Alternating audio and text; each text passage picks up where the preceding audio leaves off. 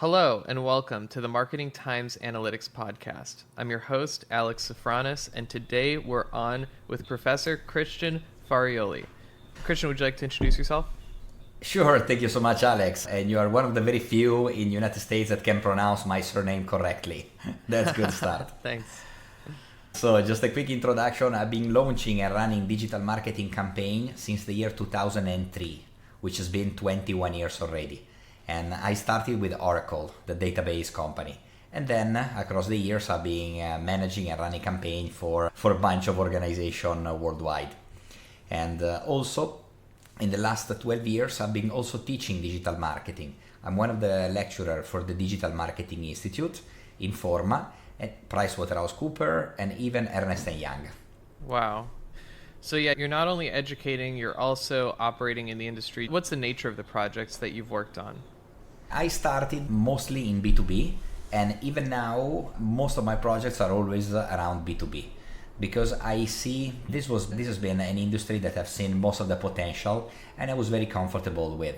Even though the majority of marketers have been always thinking that digital marketing was not mostly to produce e-commerce, to generate sales, etc. For me, I've been always using it to generate leads. And that's why I've been very familiar with it. And I've been working with absolutely any industry. I start with Oracle, and then I move into real estate. Then as probably some of you can guess from my accent, I'm not from US, I'm from Italy. But I am based in Dubai since 2007, so for the last pretty much 17 years. And in Dubai I've been running campaign for real estate and for a lot of industries, for hospitality and you name it. For healthcare, we got a lot of clients in healthcare space. As again, sometimes we consider B2B, sometimes we consider B2C, but mostly again B2B. So running around, I never got the chance to specialize in any specific vertical because I was always a pioneer in the industry. So we got clients asking us for a lot of campaigns or help in an industry, and that's why we got experience in many of them. And actually, I don't believe that there could be only one specialization. In fact, we work a lot with telecom operators, the largest telecom operators here in the Middle East, and then from them we also apply some of the tactic in other industries. As some of the industry, let's say like healthcare or banking industry, are behind the digitalization, but when you talk about telecom operator, they're ahead. And then we use some of the tactic that works in telco and we apply them to other industry, and we noticed that this got great results. So that's why we continue operating cross industries. Clearly now I have a team of around 30 people, some of them specialize in different sectors, etc. And that's why we continue the journey. But so far I cannot complain. And actually one of the interesting industry that I started working a few years ago, and recently I'm doing even training for them, it's oil and gas. So the major oil and gas producers here in the Middle East. And it's funny because people may think that oil and gas just produce oil. You don't need digital marketing, you don't need any digital activity at all. But in fact, it's not right, because if you want to stay ahead of the curve and you always want to produce the maximum, etc., you need to be more digital. There are many activities done as well by the largest oil and gas players that need to be promoted. So it's not only about selling oil, but actually create awareness about different type of events or other services that the company may do. So that's why I can say that I struggle to find a sector where we haven't done something. That's very interesting. Usually you'll see guests have a particular focus. So I think that this in itself is a really valuable thing to explore, is how being a generalist in the marketing space has benefited you. So I'm curious, when you're having these conversations, when you're approaching a new client, first of all, is it a lot of referrals? How does the conversation typically go when you're talking about what services you can provide for the client? Are you waiting for them to come to you with what they need, or how do you approach that conversation? Actually, it's a funny story that, as I say, we're running campaign since the year 2003, and we help every client to get more coverage and more clients, more leads online, but we get most of our clients from word of mouth, which is a little bit of a contradiction, right?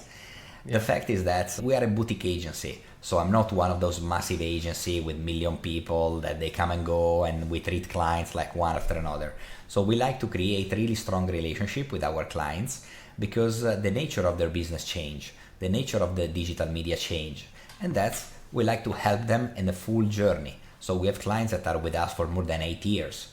And again, that's why I don't need 10 clients a day or anything like that. Still, every now and then, as I post sometime in LinkedIn, some interesting stuff, some results, some training that I do, so we get also clients from it. And the typical approach is that most of the time the C-level executives, they come to me directly. Because as much as we like to help organization, behind the organization there are always leaders. And that's what I've been training and educating and getting connected with. And then the leaders, they always have some challenge. They say, look, we're running some campaign, etc. I don't even know if my marketing team is effective. And I don't have the capability to measure it. Because according to the marketing team or the chief of marketing, everything is done perfectly. But according to the real sales, we don't see results. So I don't know what to do. And that's why we come and we do also a strategic consulting approach where we do even an assessment, a digital audit to the current activities. We're not going to blame anyone. We're not going to go there with the stick to beat the current marketing team. We do actually an X-ray. So like when you have a problem, you have a pain, you go to the doctor. If visually you don't see where the pain comes from, you need to do an X-ray. And that's exactly what we do. And we've done it even for huge major brands. Not only located to one country or two or three, we're done even at global scale. And then after the digital audit is done, then we can come back to the organization and discuss together where the company stands and where the company should be, let's say like in 1, 2 or 3 years. And based on that, we identify the gaps in their digital marketing activity, digital marketing strategy, etc. And then we prepare a set of actions. And then after the set of action, we prioritize those actions. We call it the quick wins. That basically that can improve the organization within the next 3 months. And then we offer the full digital marketing roadmap with budget, etc., etc. Now, it's up to the client to decide. If they have the resources to do it in-house, they're going to do it all. For us, it's absolutely okay. In some time, some clients, they don't have some of the resources. And we can help them either helping them find the right resources or supplying some of the services ourselves. Because I'm running an agency for many years, so we have a lot of talents. At the same time, in some cases, there are also medium-sized companies that they don't even like to manage a team. And what we do, we offer a full outsourcing solution, where actually they don't need to do absolutely nothing. They get a dedicated account manager, they get a full-fledged digital marketing team, and then on a monthly basis we sit down to have reviews with them. And that's it. That's how we work with all of our clients, basically, since now. Mm-hmm. I love that. That's very interesting, and you phrase it really clearly. So I have a feeling that sales is a big part of your role in that relationship building, being that like main point of contact. Actually, yes. That's why I'm a little bit reluctant to scale up too much my agency, because I'm the one that create always the connection in first place, and on a monthly basis, I'm the one having the review meeting with the clients. And I'm talking about with the C-level executive of the clients, typically with CEOs or chief marketing officers. And that's why I need to be always involved with it. Mm-hmm. So I'm curious, when you're doing this X-ray, when you're doing an audit for a company's performance, how do you determine that ideal marketing setup? How do you determine, for instance, what the right channels are for a business to be running media on? That's also another great question, since the majority of the clients are not putting too much focus on doing the homework ahead. They mostly go full blast with specific channels because they've heard from somebody, their friends is doing it, their competitor is doing it, and so they're not focusing much, they're not spending enough time into planning the target audience. The target audience or the online persona is something that needs to be done very carefully. Otherwise, you're just going to do what everyone else is doing, and then you're going to get poor results or average results. But even with the average results, it's just about time that the results are only going to go down because the competition is going to be fierce. When I started, I was running mostly pay-per-click Google PPC for search for every possible client, because that was the only solution. That was even way before social media. And that's what's easy, because back in the days, nobody was doing even Google Ads. And every click was costing me 1 cent of dollar per click. No matter what the country, no matter what the keyword, nothing. The funny thing is that it was very difficult for me. I was struggling explaining clients that they need to do it. But actually everyone was thinking, Google is free. Everyone is selling SEO, so why should I pay Google advertising? I don't understand these things. And it took me actually a lot of years to finally make an impact and make everyone understand that it's only by pushing your brand, by having some traffic directed to your website, that you can achieve something. That was, I'm talking about long time ago. Right now, everyone is doing a little bit of Google, a little bit of social media, a little bit of TikTok or a few other platforms, and basically it's not gonna change much. Now, B2C, the smart one are doing funnels, but again, even funnel is not always working, because again, sometimes it's missing some work ahead. And that's why I created my own strategy, and that's based on that I rate the efforts of any clients. And the strategy that I've created it since I've done it 15 years ago, I'm using it even now. And I can tell you that 10 years from now, it's still gonna work perfectly, and includes every possible things, that's every possible gimmicks that any crazy marketer has ever created until now. Just to give an example, when we talk about traffic source, everyone, again, is using 3, 4, 5, maybe 7, maybe 10 tactics to get traffic. We count so far more than 1,500 tactics. So you can imagine that if you're doing Google and social media, you're doing exactly what every other company in the planet is doing it. From the very little startup to the massive corporate, they're all doing a bunch of same tactic. And the attention gets stolen by the most interesting product. Because if you are a B2B industry, most of the time you are a boring industry. You're not so fancy like a restaurant, like an amazing resort in an amazing island, etc. So the attention is not going to go to you. So you need to work a lot harder to get the attention from the exact precise people that potentially are going to buy your service. Again, when we talk about B2B, you're talking about decision makers. You're talking about board of directors, C-level, or investors. That's the difficult part. That's why we need to do the X-ray, let's say, with a very high resolution. Otherwise, it's not going to come out the real problem behind the not right goals or behind the poor performance of the digital marketing activities of an organization. That's very interesting. I'm so curious, what are some examples of tactics that you're using that are quite unique? Is it like different influencers that have their own audiences that you're tapping into, or different email lists? What are some examples of where you're going that others aren't tapping into? Or I can give you the idea of the 5 pillars of my digital marketing strategy. So the first one is traffic, because without traffic you don't go anywhere. Then the second are your windows. Your windows means where are your clients discovering your products and services. So you don't only have your website. Every social media page, technically, it's a space where customer can find your products, and they can connect with you, or they can even call you directly. They can even ask you or generate a lead out of every single social network. Then you maybe get inside into different portals or digital PR. If you have articles written in professional magazines from your sectors, they can also generate leads if they're written with aggressive, persuasive copywriting techniques. And you can have aggregators. If you are supplying machinery of a special type, then again, your company can appear, or your products can appear on an aggregator website. All of these basically are all of your windows. After that, just because you have a website or you are showcasing your products somewhere doesn't mean that you are generating leads.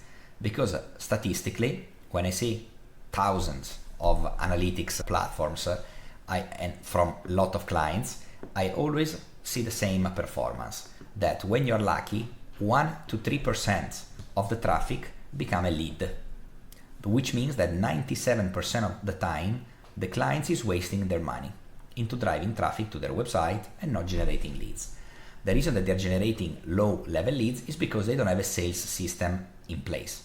The sales system is what converts traffic into leads or into customers, including the nurturing, because even when a lead is generated and the sales team is calling the lead is gonna left around and it's not gonna be just enough. So you also need to keep nurturing the lead because it's gonna take some time to close a deal. That's why there is a period of time that for B2B it can go from a minimum of 2 weeks up to even 6 months or even more. And during all this time, the sales agents cannot only or constantly stay in contact with the client every single day. You need to have a system that keep your company, your brand, your product on top of the mind of the clients. And again, it's all part of the sales system. Until finally, the sales is generated.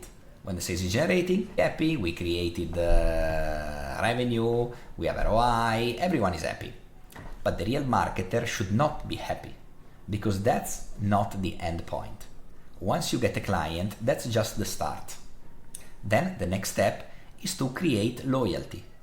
Especially if you are talking about B2B, then you need to make sure that the client is going to stay loyal with you for a very long time.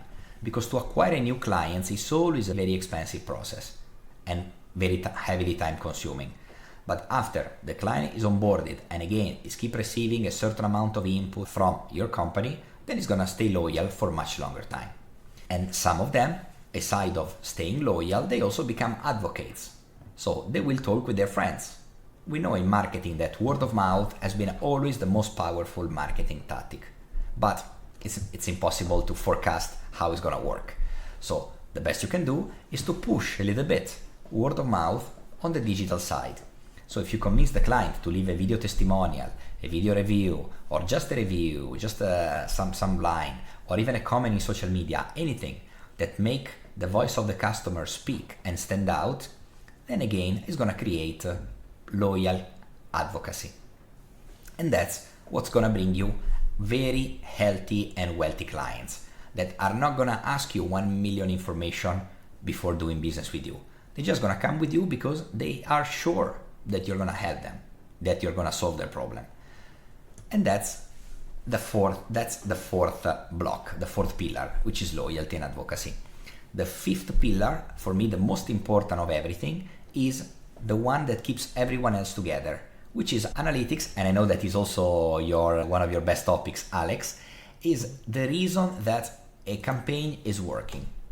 Because when we talk about digital marketing, even when we talk about marketing, nobody can absolutely guarantee you 100% that what they're doing is gonna absolutely works. Nobody, including the largest marketing agency or marketing group. And I've been teaching the majority of them, including even Leo Barnett and many others.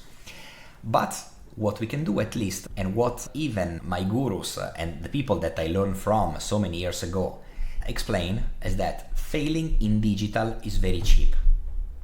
And that absolutely was a breakthrough for me, because I say, I'm an IT engineer. Things need to be done perfectly. You cannot think that you're gonna miss. That doesn't exist. But in marketing, nobody knows the truth. Nobody knows what's gonna work. You do your best, putting all of your experience, but again, you don't know if this is gonna be the most effective solution or there's gonna be something else. But the beauty, analyzing data, analyzing KPI and the return of investment of every single activity, then you can figure out what was working and what's not. And if it doesn't, again, you don't need to wait 6 months to decide to change direction.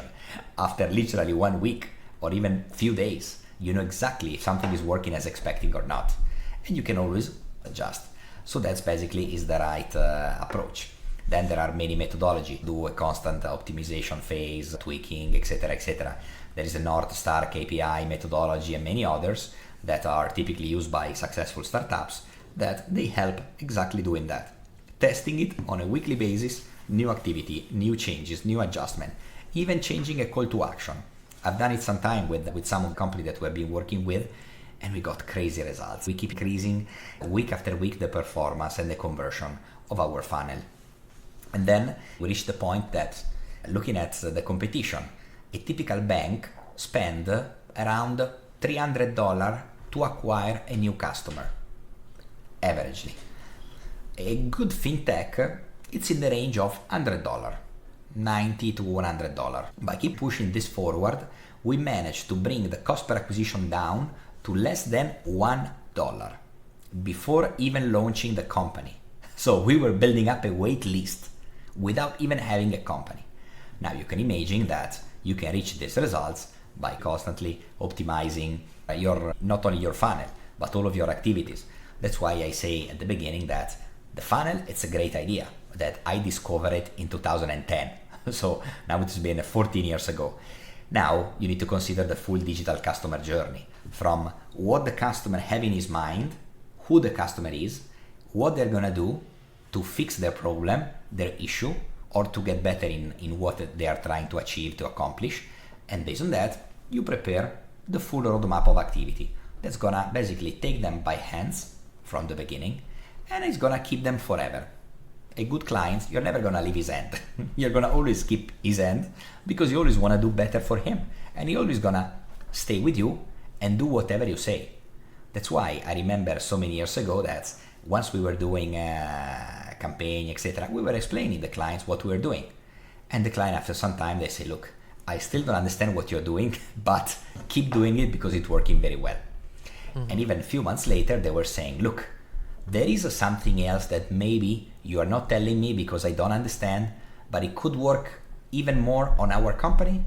If there is any other activity, please do that. Do like it's your own company. Because again, they recognize after some time that it's not their expertise to understand the full digital marketing gimmicks, etc., etc. Even a chief of marketing that with a lot of years experience, typically they come out with the voice of the customer, with their own research, etc., etc., but is not equipped to run a digital marketing campaign. And at the same time, just because you get a social media manager, an SEO manager, and an SEM manager, doesn't mean that they're gonna tell you how to run your business. If you're the CEO, you are the one deciding how to run your business. So you're the one that should give a digital direction. But I know that is not easy. So that's why we help you with it. And then with some clients, we offer as well some hours per month of what we call it a chief digital officer on demand. So we give you some time where you can really understand what's going on, and we plan the activities with you. Because as I always say, nobody knows your company, your product, and your services better than yourself. If you think that an external agency is going to know more, I'm the first one telling you, no, your product, your service is better than yourself and better than anyone else. But what we know are your clients. Because your clients are not only your clients, are people, are human. And we understand very well how to change the mind of somebody in order to convince them to buy your stuff. So that's basically the full game. So just to recap for you, Alex, and for your audience, the 5 pillars of the perfect digital marketing strategy, which I developed 15 years ago and I'm still using now, and it's gonna work for another 10 years at least, are 5. So the first one is traffic, then there are your windows, then there is the sales system, then there is loyalty and advocacy, and then the 5th one is analytics. So the proper way to measure the KPI and to understand the ROI of every single activity running in your digital marketing strategy. I love that. Thank you so much for breaking that down. I'm curious, when you're going into understanding the people, the customers that businesses have, what are the ways that you actually learn about that? Are you doing interviews with the customers? Are you buying data that tells you about their buying habits? What do you actually do to get that information? We have done a lot of research. We have done our own experiments, even on my own companies, because the digital marketing agency is just one of my company. I have many others. And in the others, I've been experimenting heavily all of my life and see what works and what doesn't. At the same time, by the fact that I'm one of the lecturers for the Digital Marketing Institute, I got access to some material that is the latest, most updated material on digital marketing ever, that has been created by the leaders of digital marketing globally from the largest organization. So all of the lecturers of Digital Marketing Institute are professionals with practical experience in their own topic. And they also help creating the best strategy and the best material ever. So this is basically a help for me. But at the same time, I've been always passionate about customer needs. So when I speak with somebody and I think, okay, you are a CEO, who are you? How you spend your time? How you spend your day? We all know that everyone has a Facebook account, but right now, how many, let's say, B2B clients or CEOs are spending time in Facebook, and how much time they're spending in it? Definitely not much. Because if you need to run a huge organization, you don't have all the time, like maybe a receptionist that when nobody calls, the receptionist is easily on Facebook, on Instagram all day, no problem. Now, if you're a busy business person, you don't have the time. So that's why you cannot expect that by doing an ads in Meta, you're gonna get any results. Now, maybe I can do a remarketing, a retargeting ads, just to get those people that has been already visiting my website, and I wanna make sure that if they go on social network, they see me again, and I stay on top of their mind. But for me, it's very simple. If you're targeting B2B, the number one channel is LinkedIn. But again, forget about doing LinkedIn ads. LinkedIn ads are so outdated and nobody's noticing even that. I'm struggling to understand why LinkedIn is not figuring out that's not the right way to advertise. And it's easy. It show up that clients, they get very little out of it. Then clearly, every businessman, what they open? Emails. Now, which means that you cannot spam him, especially if you're based in the United States, or even worse, if you're based in Europe, GDPR, it's very serious things. You cannot just send unsolicited email to CEOs saying, hey, let's have a chat, I want to advise you, I want to do something for you. It's going to be very bad. You get few flag of spam and you risk big fines. So you need to do carefully, but there are again ways to reach the email, the inbox of C-level executives. And then as well Google, because at the end of the day, every executive, they are always searching for stuff. And if we're really clear in what and how we can help our clients, our target audience, then we focus on those specific keywords. Not when somebody is already aware and they are searching for the name of the product or stuff like this. Obviously, they could help. Or if they are looking for a competitor company and we target the competitor keywords, which actually they are just damaging the reputation of our account. But there are other tactics to achieve that, even if you want to target a competitor keywords without damaging the reputation. This is just some of the example. But again, my game is always to spend a lot more time on thinking and discussing with our clients who are their perfect clients as of now. Who are them? Again, and always when people say, but we're not selling to consumer, we sell to businesses. At the end of the day, what is a business? A business is a decision maker working for an organization. So you're not technically selling to an organization. You're not persuading an organization. You are persuading a person, which could be a CEO, could be the purchasing, the chief of purchasing, or the purchasing department, or the IT manager, the CTO of the organization, the chief sustainability officer, or whatever it is that you are selling. So at the end of the day, it's always an individual. So that's why for me it's been always easy since I started my career in my sales career in Oracle, and I was selling to technical people, to IT manager, to database administrator, etc., etc. So I realized that at the end of the day, it's just another type of communication. I'm not selling pizzas on the street. I'm selling expensive services to business professionals. But again, it's another sale. It's another human interaction. And once the marketers realize that, then they can understand better how to persuade those individuals. Because the big gap that I notice in any marketing department is that marketing people, they are very good, they studied a lot, they went to the best master in marketing, but percent of them, they never physically sold anything. When I say sold, I mean face to face. Have you ever sold a pair of shoes, a coat, or a service yourself? Because once you understand how the sales dynamic works, then you understand that the entire marketing things, it doesn't work anymore. It used to be perfect in the 70s, in the 60s, in the 80s, in the 90s, even in the year 2000. But now we are in 2024, so we are heavily digitalized. Even our kids are born digital, and they understand the market in a completely different way. So everyone now recognizes that marketing is just advertising. And we know that nobody likes advertising, right? Actually, my kids, since when they were 2 years old, they were able to skip ads. So you can imagine, they don't know what is advertising. They don't even know how to read or write or even speak when they were 2 years old, but they recognize that this advertising was bad, and when the little number was changing in YouTube, they were clicking and skipping the ads. So this again to reiterate that in my vision, the future of marketing department is shifting completely into producing content. And when I say producing content, doesn't mean producing marketing content.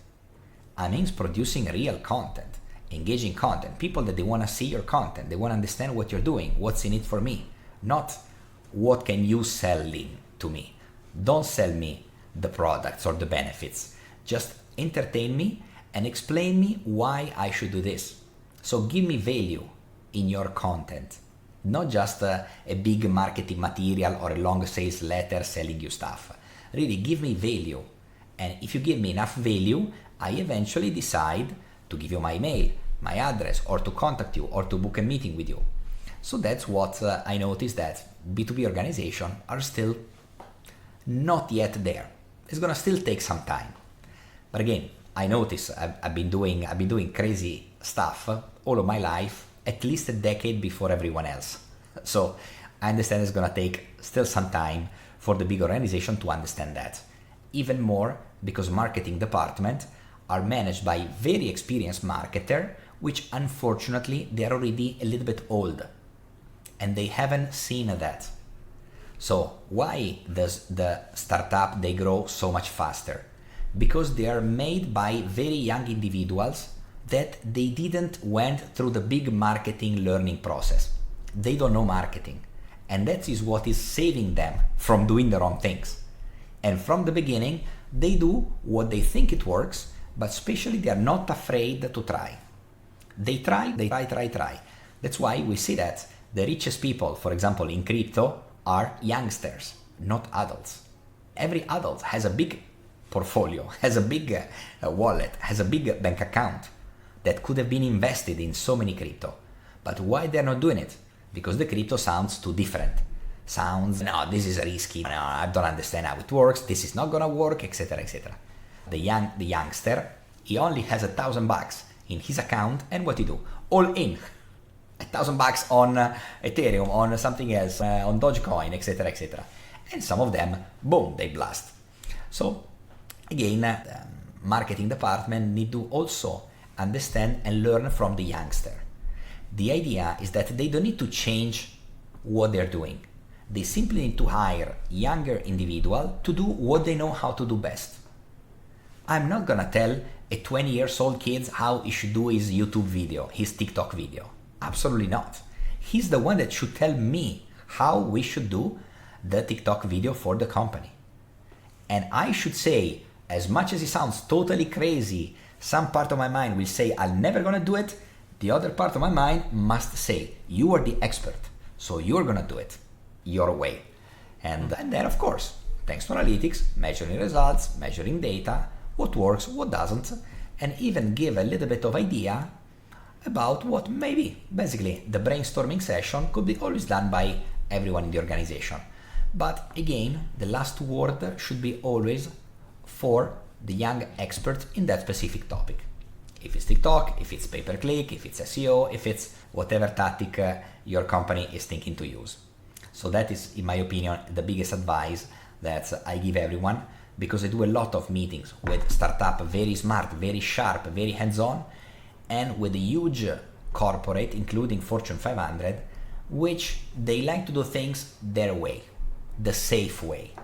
But right now, unfortunately, there is not anymore the safe way. There is the growing and scale up way, or the stagnant and risking to go down anytime soon way. So I hope that it makes sense, and I hope that if there is a little bit older marketer out there, he's gonna listen, and even if he's not gonna mention in the comments you're right or not, at least listen a little bit more to the younger generation. Hire more youngster, because they're the one that they know how those digital channel works. Since the majority of them, they were born digital already. They were digital native. not like us that we had to learn and we became digital. So they're the one that should tell us the way. I love that approach. I'm curious, you said content is really the future of what to focus on and providing that value. What are some of the things that we're moving away from? What are some of the more outdated marketing or advertising concepts or tactics that you think are maybe that safer profile of what you were describing, but aren't as effective as they once were? Actually, for me, the word marketing itself, it's a little bit outdated. When marketing starts pushing up, it becomes the cool things. And what was the outdated things? Advertising. Advertising is old. The future is marketing. Now, unfortunately, guys, marketing is old. And the future is becoming a publisher. That's the idea. No, but I don't understand. No, I don't want to do stupid video. It's not about doing stupid video. It's about becoming a publisher. I publish few books, which means that you're not gonna buy one of my book and read 450 pages of advertising for myself. You are reading 450 pages of content, good for you. And that's the idea, that any organization should have content good for their readers, their watchers, good for their target audience. And eventually, they're gonna like the content and they decided to do business with you. So that's the big things. At the same time, I believe that any organization can become more a personal brand. Even when you talk about a huge organization, every senior executive should be a personal brand. And again, this is not the job of traditional marketing department. This is a job of what, in my opinion, they should be in every organization, which is the personal branding department. So a department taking care about every single senior executive in the organization. If you are on TV, there is the makeup department. You're not gonna go on TV like that. There is the makeup department, they make you makeup, they fix your hair, they maybe change your clothes, make sure that your dress is clean, and then you can go live. So organization should have a personal branding department that is taking care every single minute of every single and possible activities from their leaders. Again, it's not the CEO job to post in LinkedIn, but it's the personal branding department jobs to prepare the post with the voice of the CEO to be ready to be posted. In a way that the CEO should only say, read it 1 second and say yes, and the post go live. There is a video, yes, and go live. Or even shoot some video about the CEO, the chairman, managing director, all of the boards, even the chief of marketing, even the HR, everyone should be a public figure in an organization. And then again, when you talk about international organization, obviously they have departments in every country, they have a senior leader in every country, and in every country you will find different leader saying something else. Because if I say something in Italy in Italian, obviously it's going to be completely different than the message that goes on in the United States, in the US branch. Even the way to communicate is a little bit different in some country compared to others. And that's why, in my opinion, this is one of the departments that I have not seen it yet, but I write it down as I've been forecasting so many things at least a decade before. Sooner or later, organizations are going to have their personal branding department. That makes a lot of sense. And I'm curious how you see internal versus external influencers playing into this. So this personal branding department is more for internal, for executives and as a representative of the company, but how does that work with external influencers? Are you similarly optimistic about them? I believe that if you are good as an internal, you're going to be the internal influencer. If in your company there is nobody that can even think to become an influencer, or they don't have the attitude, they don't have the skills, and don't even want to learn how to become one, you have to take external influencers. And external influencers, as much as they say that your product is good, 2 minutes later they say that your competitor product is good and your counterpart product is good, and maybe 1 month later they say that you are not good anymore because you've done something wrong, and then you say that you're not good anymore. So that's the issue. But of course, issues that are everywhere, even your own employee, if you become a personal brand, become an influencer, your competitor can decide to take it on his side. Not because he's good, but because he got a lot of followers. And we know very well that followers are worth a lot more than revenue. But it's a risk. I mean, if your company treat your employee, including your influencer employees, well, then they're gonna stay with you forever. But if they get better offer from somebody else, it's because you don't value them enough. They give you massive value, and there are many ways to measure how effective or how much an influencer is really worth for you. And if you don't give them the retribution that they deserve, of course they can evaluate to go somewhere else. But again, if we take the fashion industry, for example, and I come from Milan in Italy, the capital of fashion, we know very well that every major fashion brands, they have a lot of brand ambassadors. Now, online, you call them influencers, but this is something that exists for decades, way before the invention of social media. The Italian brands, they were having brand ambassadors, wearing their clothes in the red carpet, in the Cannes Movie Film Festival, in the advertising, in every major events, there are actors, the most famous actors, which they wear fashion dress. And why they wear fashion dress? Because that specific brand, because they got paid for it. They are a brand ambassador. So that's clear and simple. And again, today they wear maybe Armani, tomorrow they wear Dolce & Gabbana, because they got paid more. That's simple. The same way, why Cristiano Ronaldo wear the hat from maybe Nike and the next day Adidas or something like this. That's the same thing. I mean, you choose to be on the head of the best, but if next year somebody else pay him more, you're out of the game. Very simple. So we don't need to think that, if I give too much to my employee, he's gonna leave me. I've heard the same even about training. If I teach my employees too much about digital marketing, if I give them the best training ever, they're gonna learn, they're gonna pretend a bigger salary, and then they're gonna leave and work for somebody else. Again, which means that the system is broken. It's not that you are doing the wrong things by giving good training to your employees. You should give them the best, so they are never gonna leave you. But clearly, if they do a bigger job, if they produce a lot more, if your revenue increase significantly because of them, you should reward them. You should give them an increase in salary and recognition. That's why they stay loyal with you for a long time. So you nurture their mind and you nurture their wallet. And that's why they're gonna stay with you.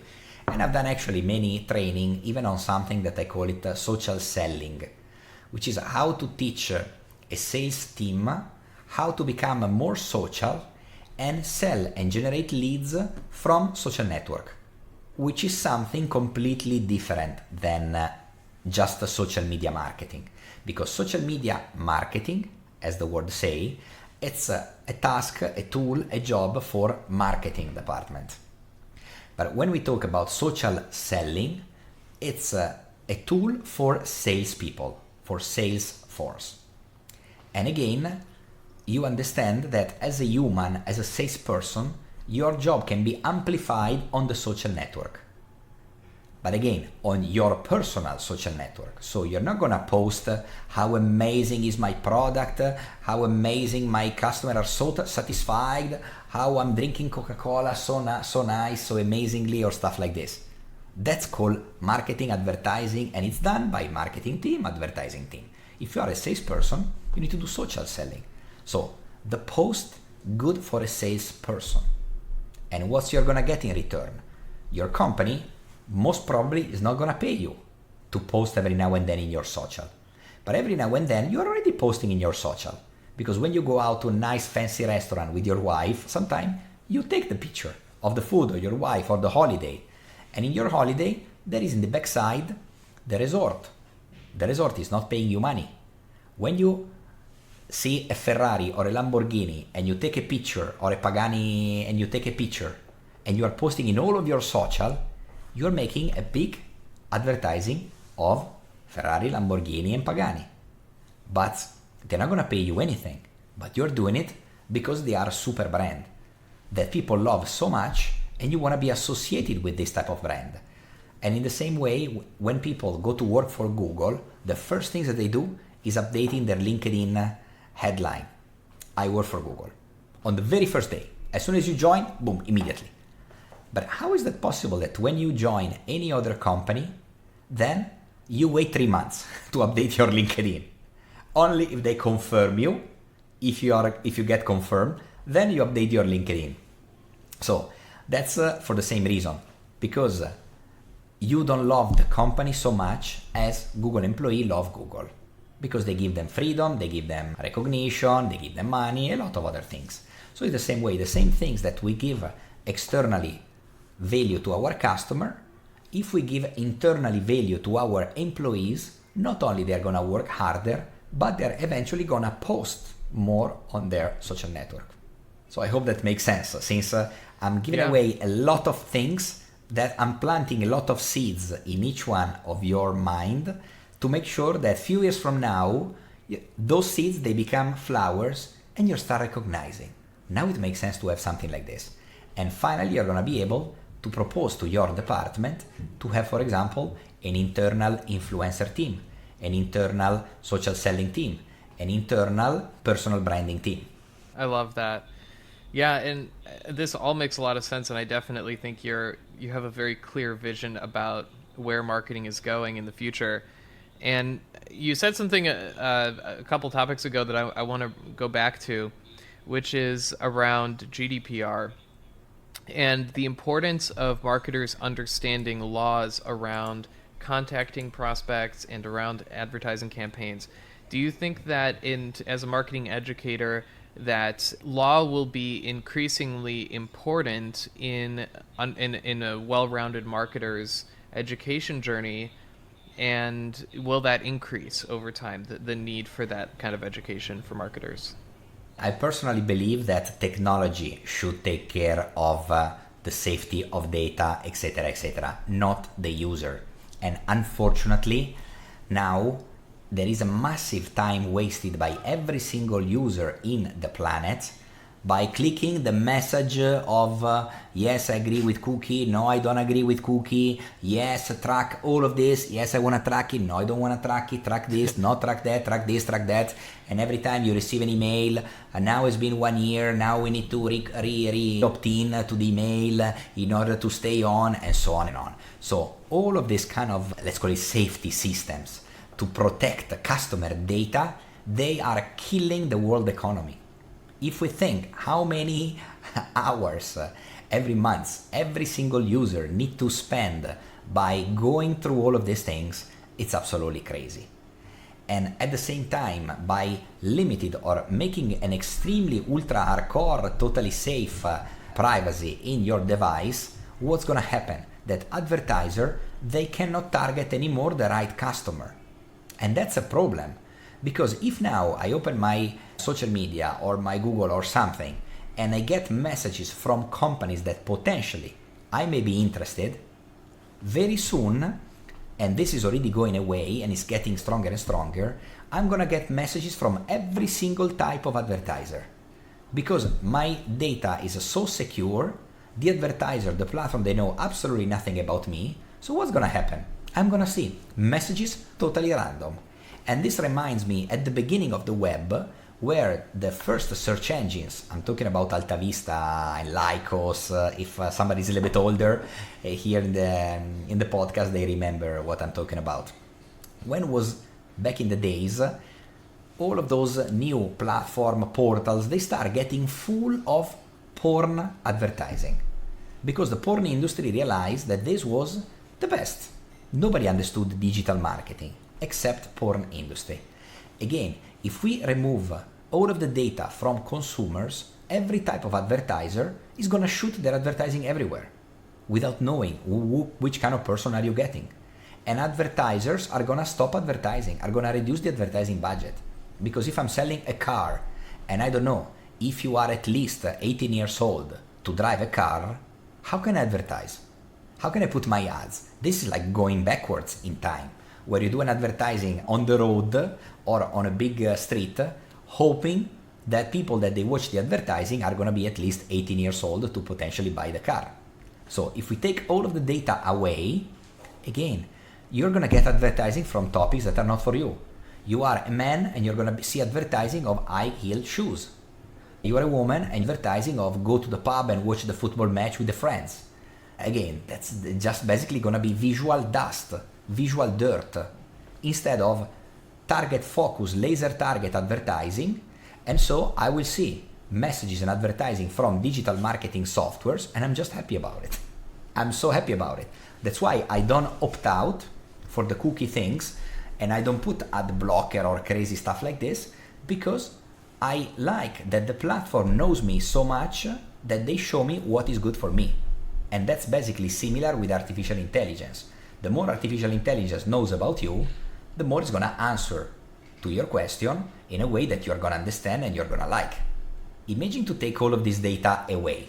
I ask something and AI doesn't know if I'm a 5-year-old kid or I'm a 60-year-old PhD in astrophysics. No idea. It's gonna give me a bland general answer. So the same thing is internet. That's why for me, GDPR and privacy and all of those things are definitely very important, but it's a subject that should be addressed by technologists, not by politicians. Because politicians are using it as a weapon to drive audience on their side. Just by saying, look how bad it is, the data, they're stealing your data, they are selling your data, you need to do something, yeah, let's gonna fight. But this doesn't give you any benefit at all. Simply, you're gonna say, yeah, let's fight, nothing. The final result, you're gonna have to click every single time, every single day, in every single website, if you like or not like the cookie, not cookie, the data, not data, and this and that and this and that. That's terrible. That's definitely, we are going backwards. That's my point of view of GDPR. Clearly, there are a lot of people that they do their job great in Europe, in the United States, even in the Middle East and in every country, but they should be more technologists leading the conversation instead of politicians. That's my view. I love that. And I think that's a great note to end on. This has been such an educational conversation, and I want to thank you again, Christian, for coming on. This has been great. You're welcome, Alex. Have a lovely day, and I believe that every great organization needs a great digital marketing strategy to succeed nowadays. Awesome. Thank you. And thanks everyone for listening. We'll talk to you soon.